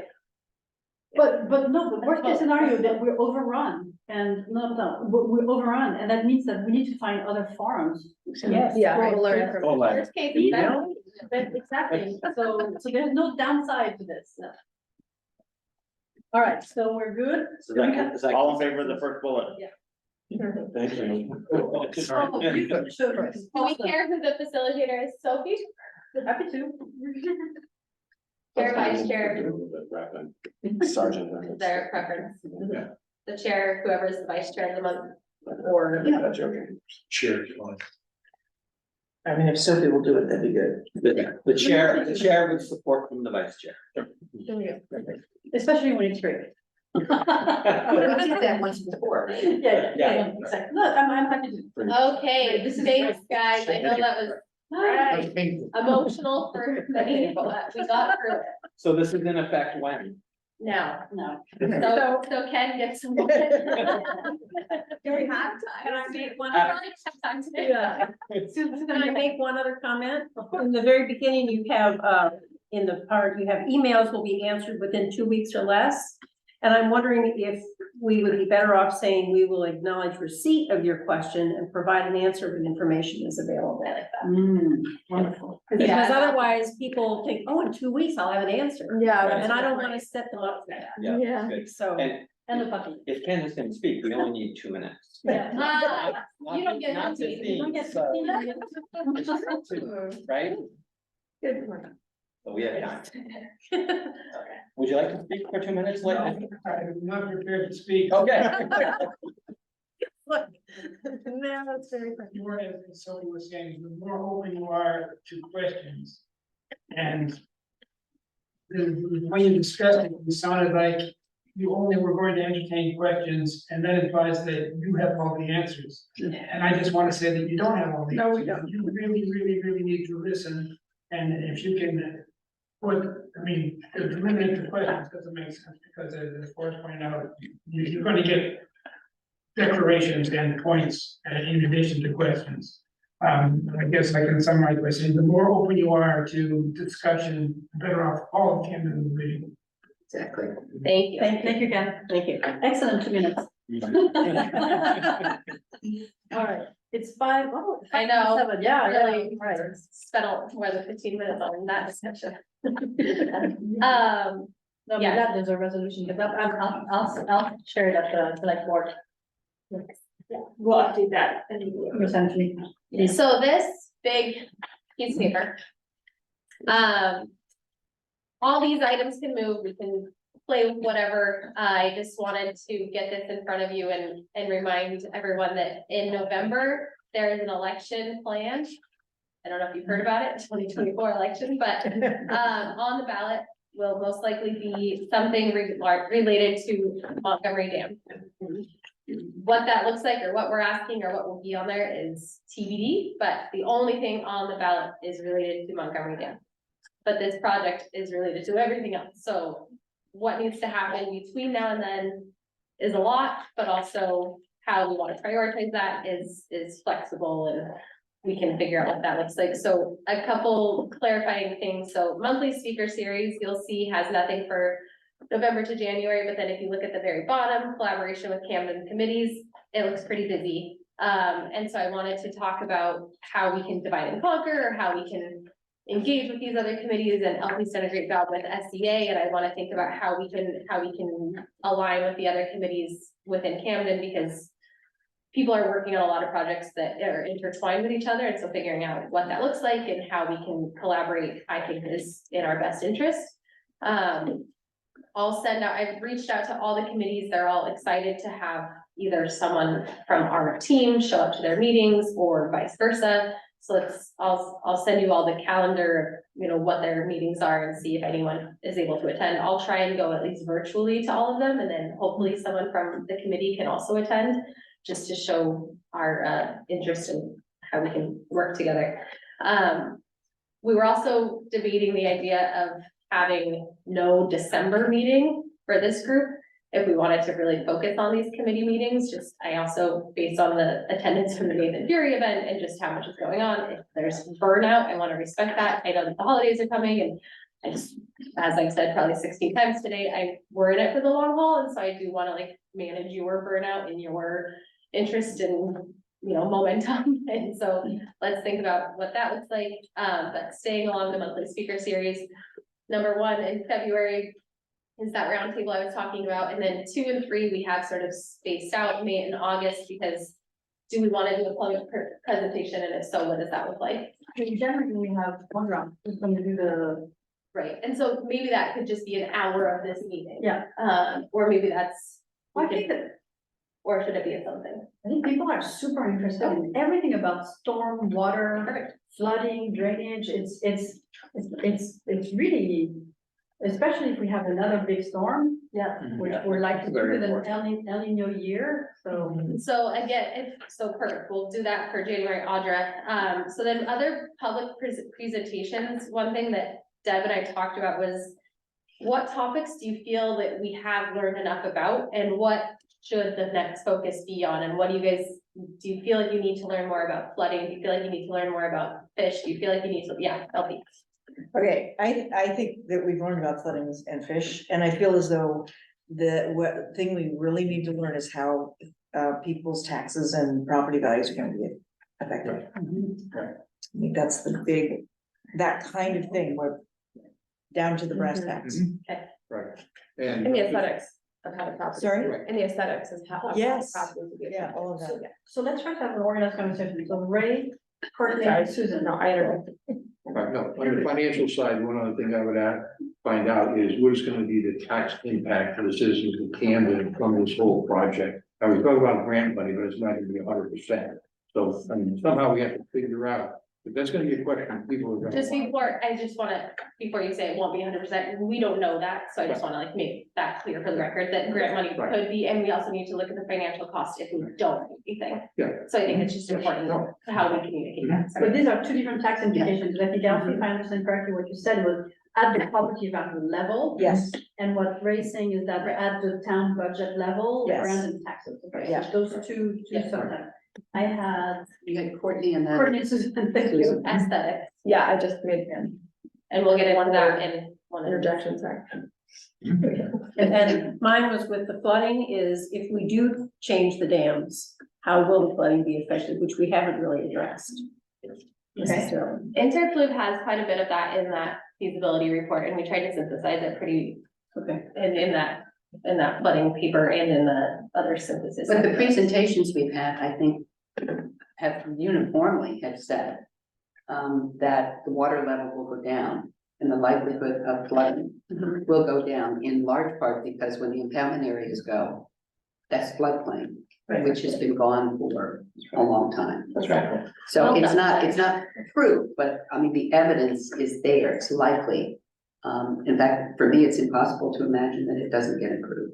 I would hope, right. I mean- And does that affect, well, and does that also affect people's property values? In other words, their insurance. Insurance. Yes. oh, yeah, So right. we that's talked to one thing a few insurance people in town and, we'll keep having those conversations Okay. and gathering whatever information. So I'm working on that, but. But the other part, I think, I can't remember whether Ray mentioned it, that has been brought up here 2 or 3 times, is the cost of maintaining Mhm. 2 things. The current system, Mhm. and then if there's a new system with fish passage,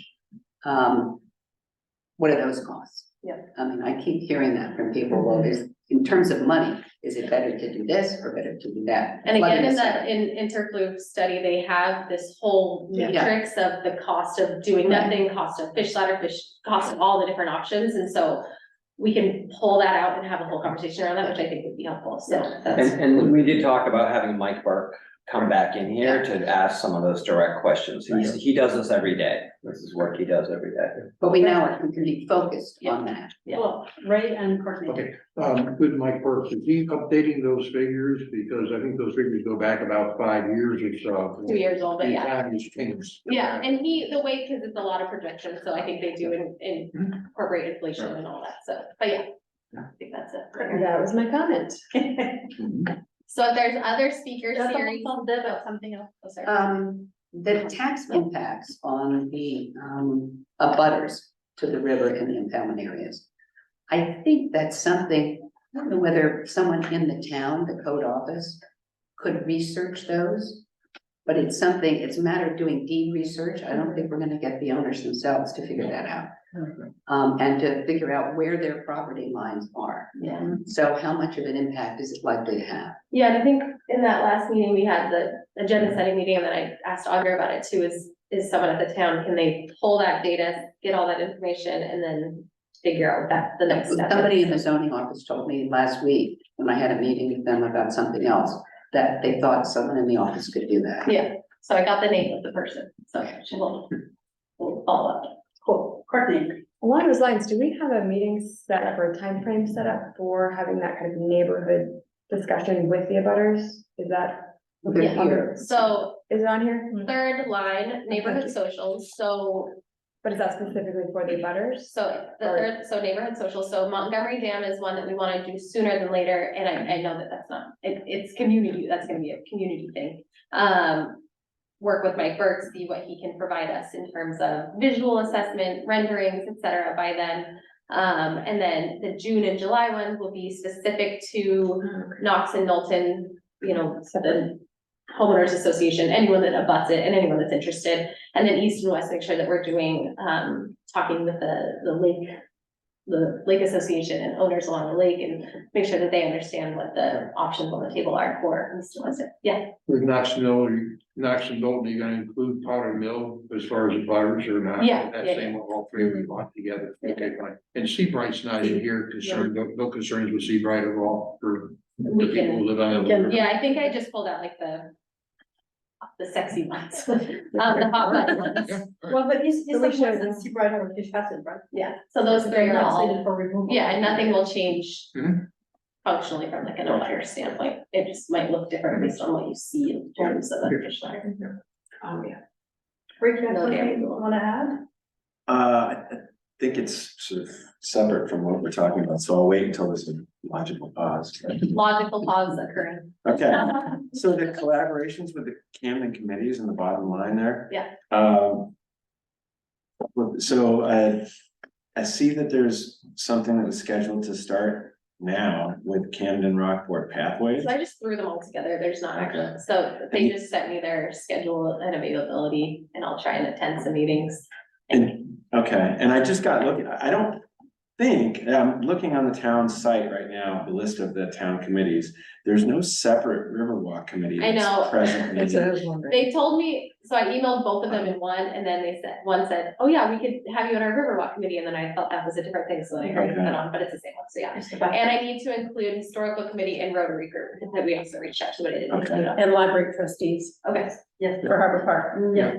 Absolutely, Definitely pick up. yes. You may want to reach out to Jeff Scott. He should be back from New yes, Zealand. I did, so that's who said, yeah, we'd love to have you talk to the river, and then I was like, oh, I guess it's different, because he didn't include the other guy that I included, so. And it looks like he's on the Pathways committee. Exactly. Jeff, That's what I Jeff is the key person for the Pathways Committee for the Riverwalk, et cetera. He's the So guy. He's the one you want. Yeah, He's back and in that's Australia.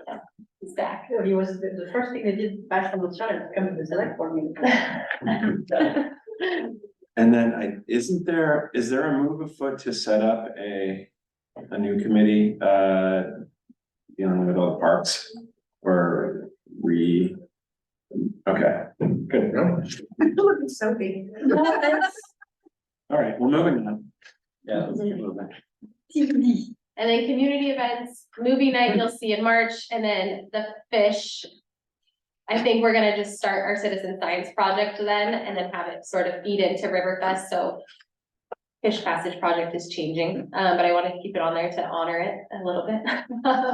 And then for And the, the river fest should include the parade, because that was one of the things of fish Yeah, I parade. saw that. That's one of the comments from the. Yeah, it just I says just can't parade. wait I know, I to love that Fish too. parade, that would be so cool. think about what that could look like. And then, oh, and the you'll see in August under community events, so that would be like a informational session, so a big. Everyone's invited, let's talk about everything that's going on, this is what we've learned, this is what we have, you know, and we'll sort of build off of Riverfest and have that, more designated session. Figure out what that looks like, but, and then prep for the vote, so the first one you see, that's gonna be maybe a recommendation that we could start developing for, let me think of how, so there's two recommendations, so there's two medals, and one will be how we wanna move forward with all the other dams that aren't Montgomery, and one will be how we wanna move forward with just Montgomery.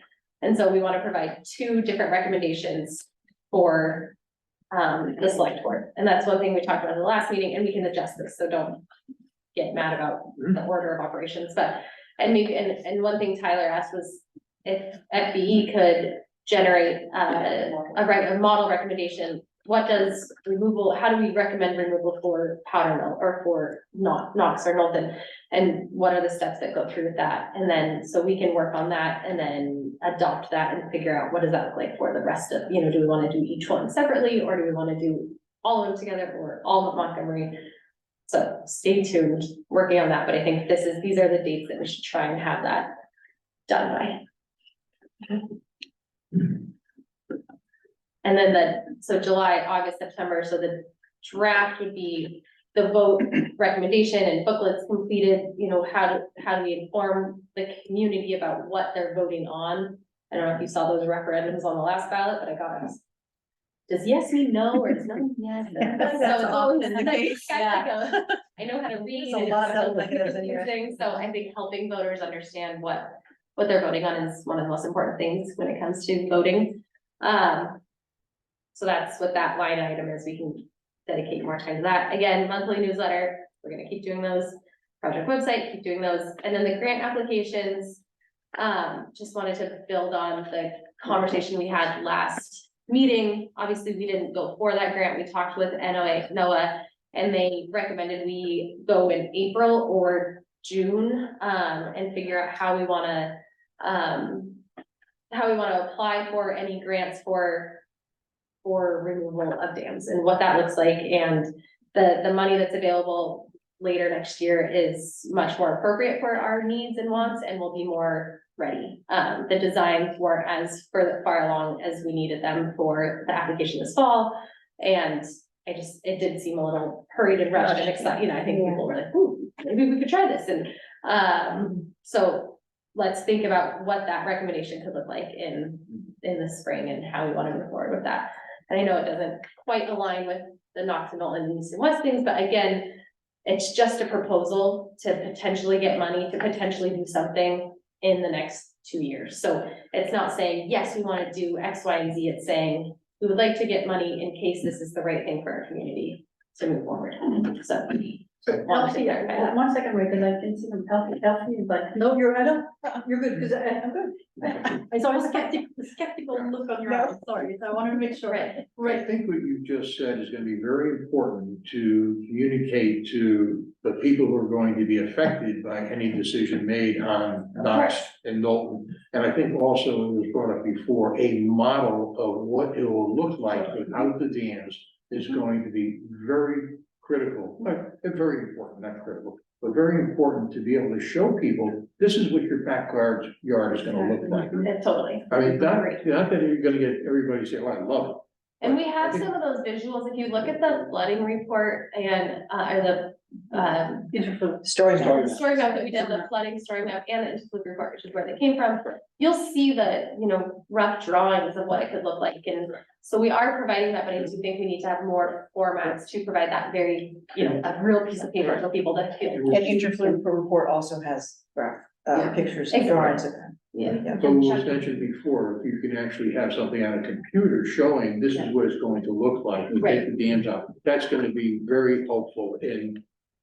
I won't say selling everybody, because you're never gonna sell everybody on it, but as far as the removal of the dams, this is what it's gonna look like, and I can envision what it's gonna look like. Yeah. Seriously.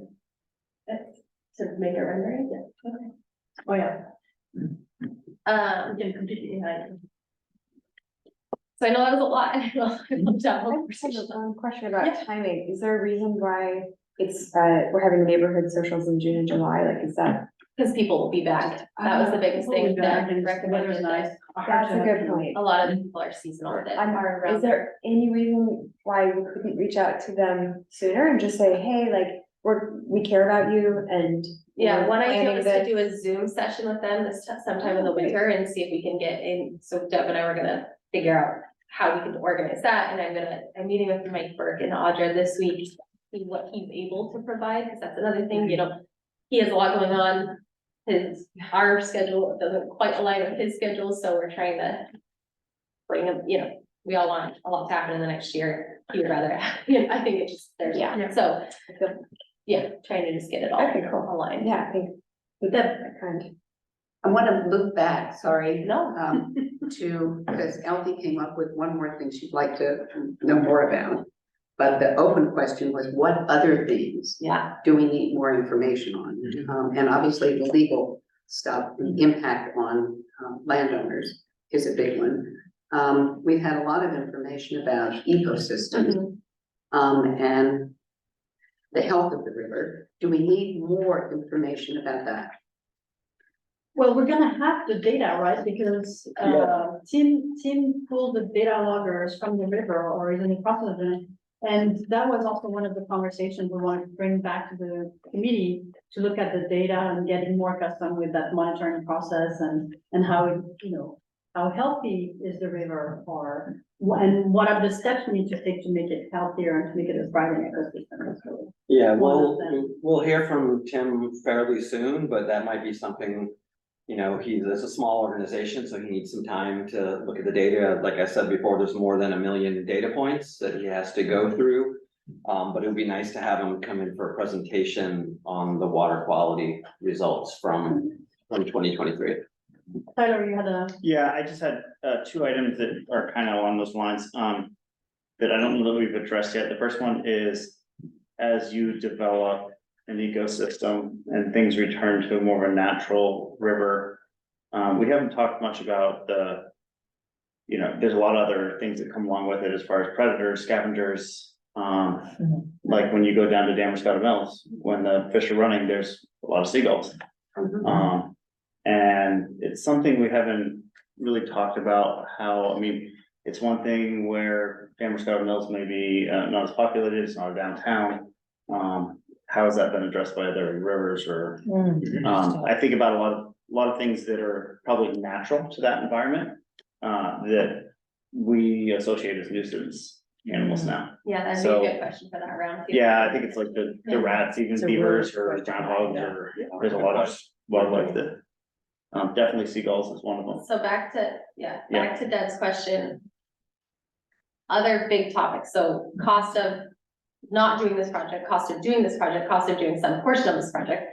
Property value, taxes, et cetera, and aesthetics. Those seem to be the big three. The legal impact as well as the financial impact. Okay, Okay. yeah. Well, the stormwater piece, but we're going to be getting to that, that's. And And Tyler's point, I think, is really good to come out of the round table. fauna and flora, Mhm. in both Changes. change, right? I was just swept away by the pictures in the movies when we saw the eagles and osprey and. Yeah. Yeah, I mean, it's hard, we're human, and so we look at an eagle eating something, or like a bald eagle, and people are gonna be excited about that, and then they look at a seagull and they may not be.